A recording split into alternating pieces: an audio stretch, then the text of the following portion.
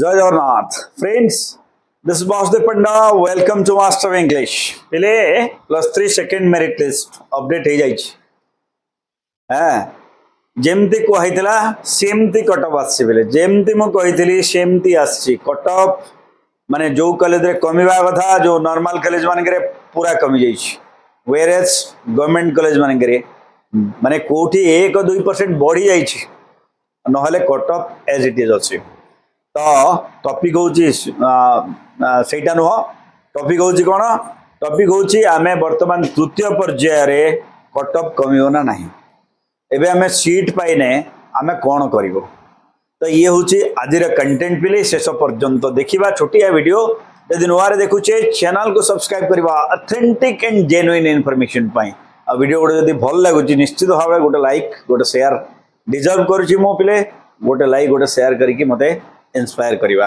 Let start. तृतीय पर्याय रे कटअप कमिबो कि नाही तृतीय पर्याय रे 100% कमिबो पिले। तापर पुणी आउ गोटे पर्याय अछि हमर स्पॉट एडमिशन पर्याय भी अछि। तेणु चिंता करिवार नाही एबे भी बहुत सारा सीट खाली अछि। मु कहू नाही माने गवर्नमेंट कॉलेजेस ऑटोनोमस कॉलेजेस किंबा माने यूनिवर्सिटी मानकरे बाकी किंतु जो हमर साइड रे जो कॉलेज गुडा अछि सेही कॉलेज मानकरे एबे भी बहुत सीट खाली अछि।